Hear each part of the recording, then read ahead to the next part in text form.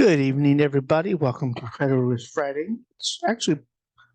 I'm surprised I have time to do this because I forgot my Federalist book here at home.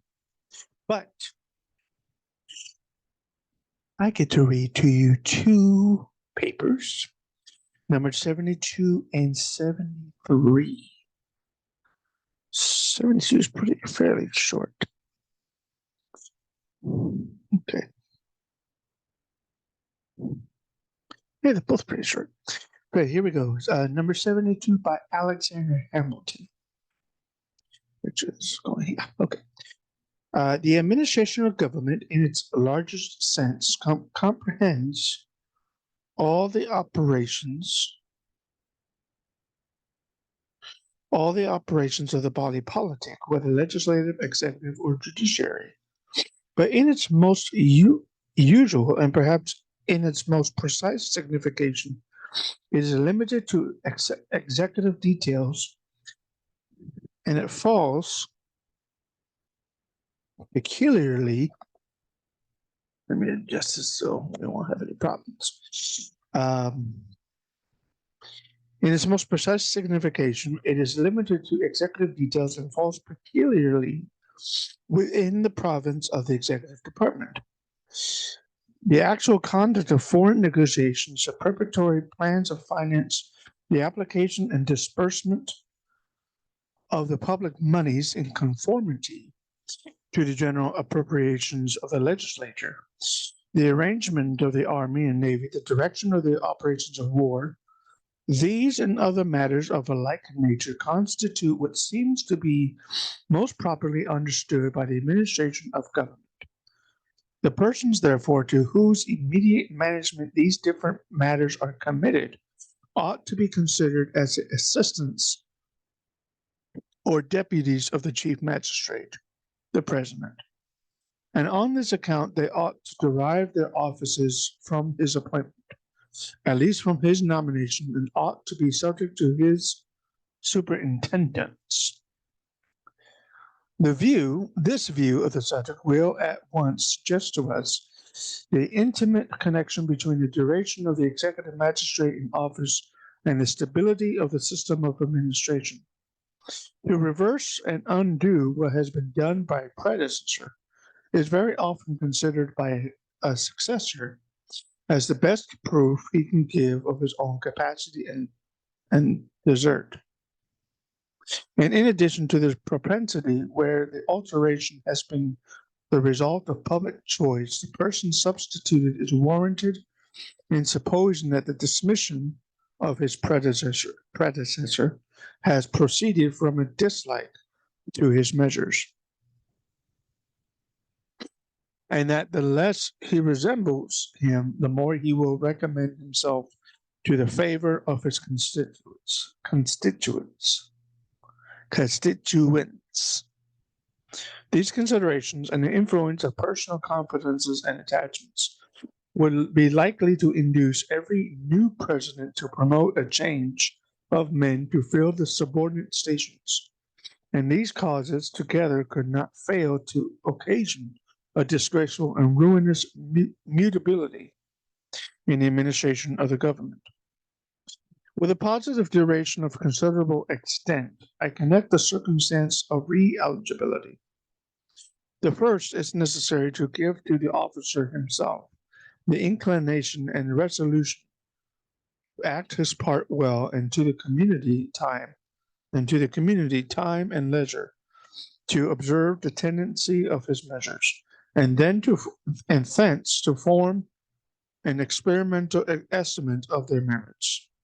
The last is necessary to enable the people, when they see reason to approve of his conduct, to continue him in his station, in order to prolong the utility of his talents and virtues, and to secure to the government the advantage, the permanency in a wise system of administration.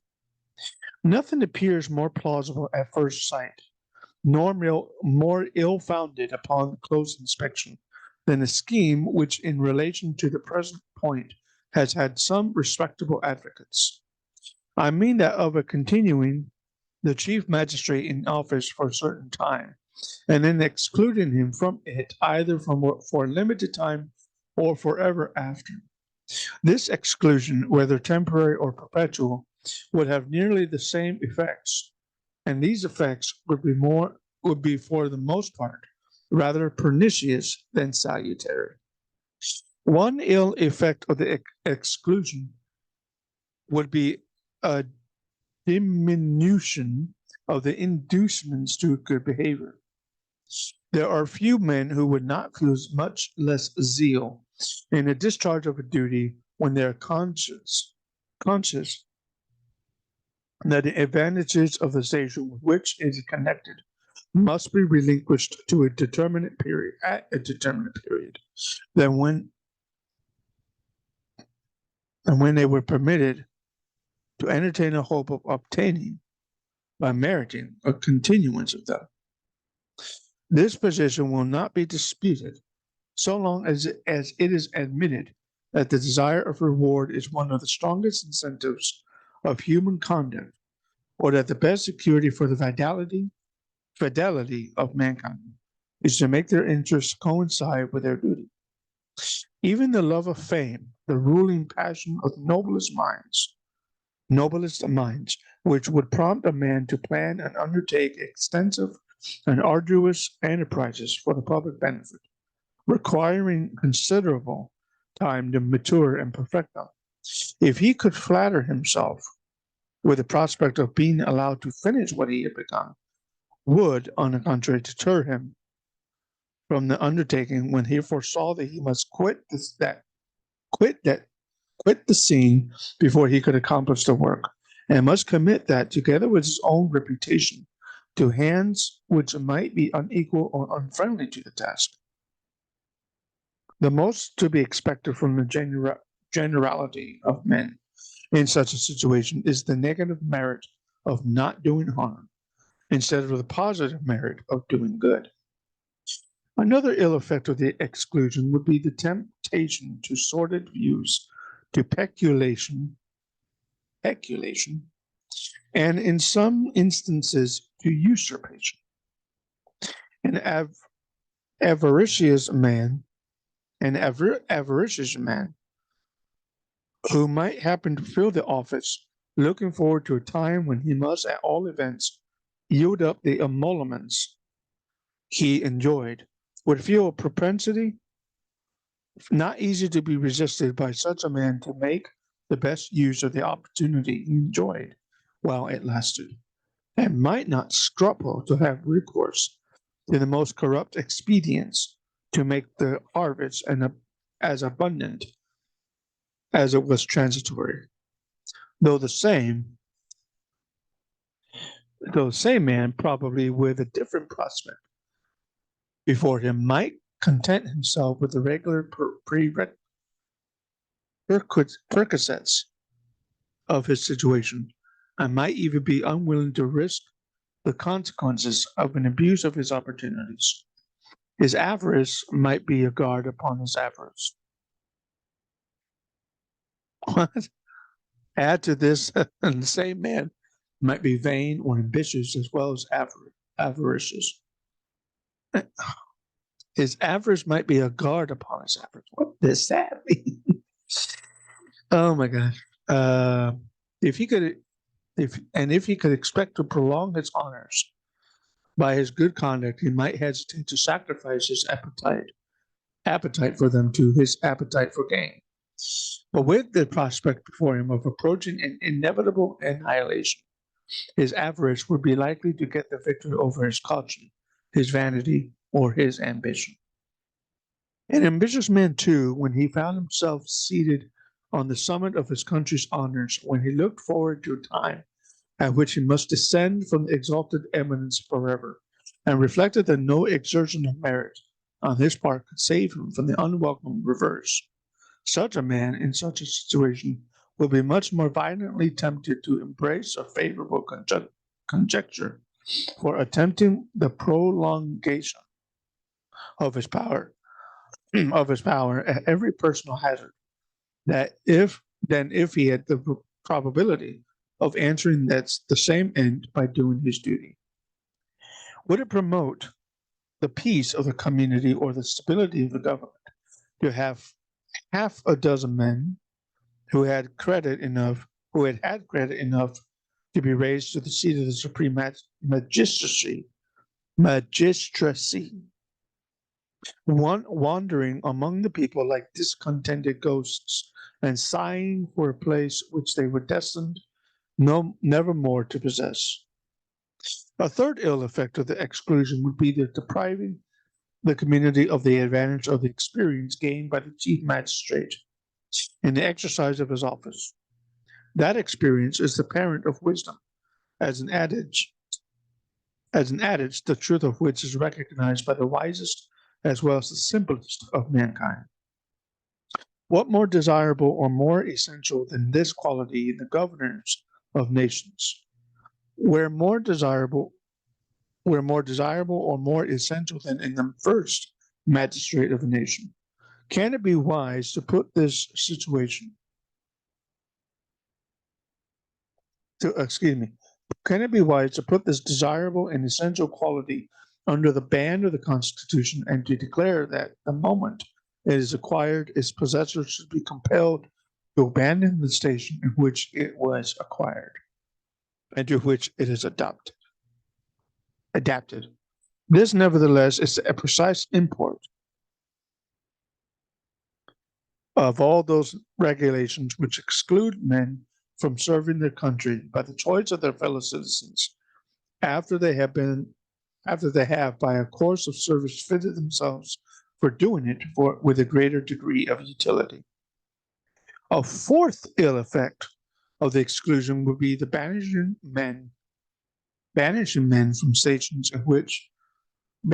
of men from stations in which, in certain emergencies of the state, their presence might be of the greatest moment to the public interest or safety. There is no nation which has not, at one period or another, experienced an absolute necessity of the services of particular men in particular situations. Perhaps it would not be too strong to say to the preservation of its political existence. How unwise, therefore, must be every such self-denying ordinance as serves to prohibit a nation from making use of its own citizens in a manner best suited to its exigencies and circumstances, without supposing the personal essentiality of man. It is evident that a change of the chief magistrate at the breaking out of war or any similar crisis for another, even of equal merit, would at times be detrimental to the community, inasmuch as it would substitute inexperience to experience, and would tend to unhinge and set afloat the already settled train of the administration. A fifth ill effect of the exclusion would be that it would operate as a constitutional interdiction of stability in the administration by necessitating a change of men in the first office of the nation. It would necessitate a mutability of measures. It is not generally to be expected that men will vary of measures and measures remain uniform. The contrary is the usual course of things, and we need not be apprehensive that there will be too much stability, while there's even the option of changing. Nor need we desire to prohibit the people from continuing their confidence where they think it may be safely placed, and whereby constancy on their part, they may obviate the fatal inconveniences of fluctuating councils and a variable policy. These are some of the disadvantages which would flow from the principle of exclusion. They apply most forcibly to the scheme of a perpetual exclusion. But when we consider that even a partial exclusion would always render the readmission of the person a remote and precarious object, the observations which have been made will apply nearly as full to one case as to another. What are the advantages promised to counterbalance these disadvantages? They are represented to be first, greater independence in the magistrate. Second, greater security to the people. Unless the exclusion be perpetual, there will be no pretense to infer the first advantage. But even in that case, then he may he have no object beyond his present station to which he may sacrifice his independence. May he have no connections, no friend for whom he may sacrifice it. May he not be less willing by firm conduct to make personal enemies when he acts under the impression that the time is fast approaching, on the arrival of which he not only may but must be exposed to the resentments upon an equal, perhaps upon an inferior footing.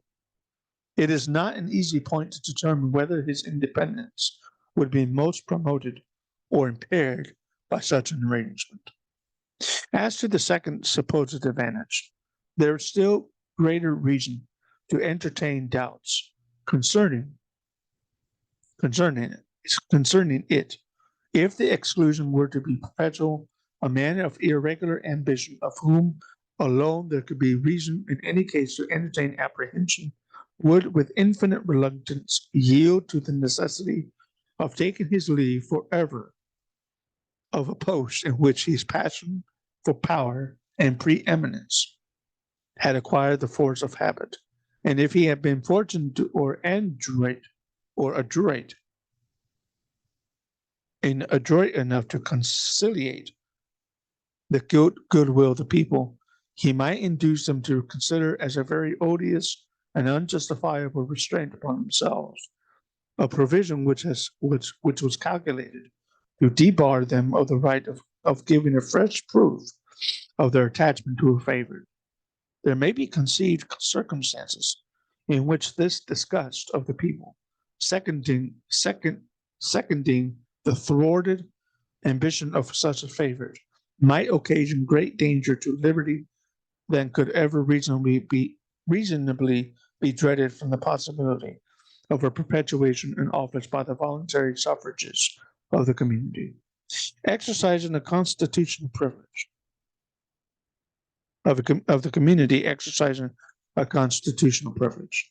There is an excess of refinement in the idea of disabling the people to continue in office men who had entitled themselves, in their opinion, to approbation and confidence. They have the advantages of which are at best speculative and equivocal, and are overbalanced by disadvantages far more certain and decisive.